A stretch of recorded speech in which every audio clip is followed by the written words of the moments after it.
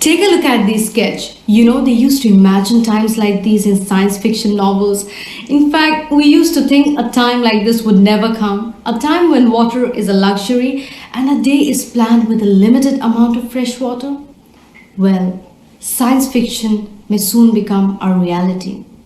Last year, drought affected 98% of New South Wales, the worst ever recorded. Soon after, the Australian bushfires placed immense pressure on our depleting water resources, and till today, the ashes continue to contaminate our water supplies. Growing population and reduced projected rainfall mean that we need to be prepared for water shortages. But fear not. Today, I'm here to share with you there is a solution right along our very vast coastline. Desalination plants it is.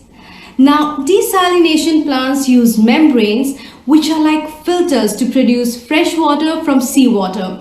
However, these membranes require frequent cleaning and have a low throughput that drive energy costs through the roof. My PhD looks into improving the efficiency of these membranes. So here's a bit of a backstory. There is this amazing chemical found in a tool that every single one of us have used before. A pencil. Graphene oxide or GO derived from pencil lead can be added to the membranes for improved performance, but my research found that GO create defects that require toxic chemicals to be fixed. So, what can be done to get rid of these defects? I found that all we need to do is mix GO with something special found in all living organisms. The water channels in our cell membranes, we call them aquaporins. While GO acts as a magnet to attract the water molecules to the membrane surface, aquaporins act as plaster to heal the defects created by GO. Together, they selectively allow water molecules to pass through and increase water production by threefolds, improve selectivity by 30%, and remove the use of toxic chemicals. The kicker, my membrane can be prepared using standard industrial printing process. This technique is a proprietary method for increasing water production and reducing water costs by 40% in a typical desalination plant. With our water supplies entirely dependent on rainfall without desalination, it's time to transform our desalination plant with innovative techniques such as mine for guaranteed security of future generations' water supply as they live through drought. Thank you. Thank you so much, Naushad. Kate, can we have your feedback on that presentation? Thanks, Laurie. Naushad, that was really, really great. You had just an amazing presence that really drew certainly me and in the audience more generally.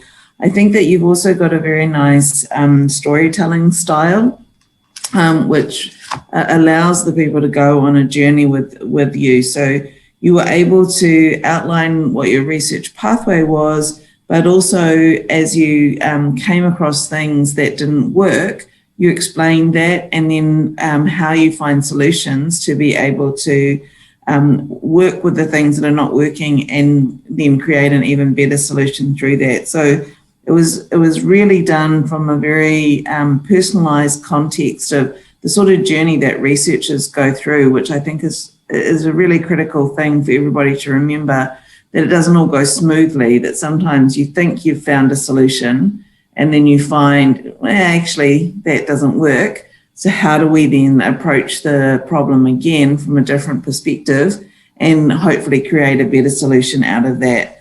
And I think the critical thing for me is, you know, not all heroes wear capes, but might just be found at the beach or in a pencil case. Thanks very much. Thanks, Kate. David, what did you think? Great line there from Kate, and I think, look, what a engaging presentation. This research area is really well outside of my area of expertise, and yet I thought within such a short period of time I understood what the challenge was about, and in particular understood that it was about something I could relate to, which was water shortages and drought.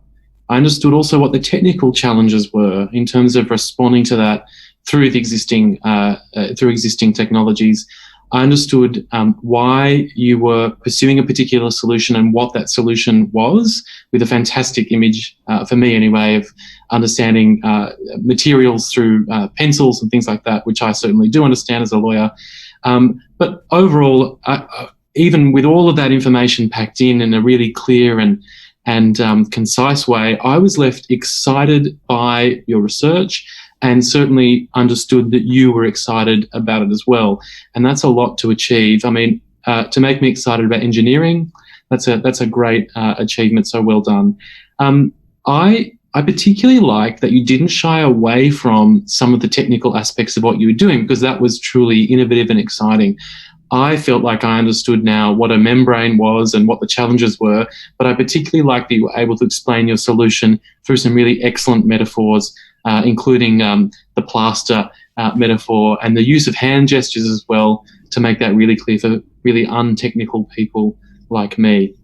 A final point was that you were able to really crisply articulate, I think, for everyone, not only what the challenge was, what the technical challenges were, what your solution was pushing towards and how you'd gone there, but also as a final piece, you were able to say, and it's because your research is obviously well advanced, that this is a solution that is going to have a 40% cost reduction using existing or repurposing existing technologies. And that kind of cherry on the top, if that makes sense, really puts a beautiful end to a great presentation. Well done. Great. Thank you, David. Now our next presenter is Caroline Portovalente, and she is from the Faculty of Design, Architecture and Building. Good luck, Caroline.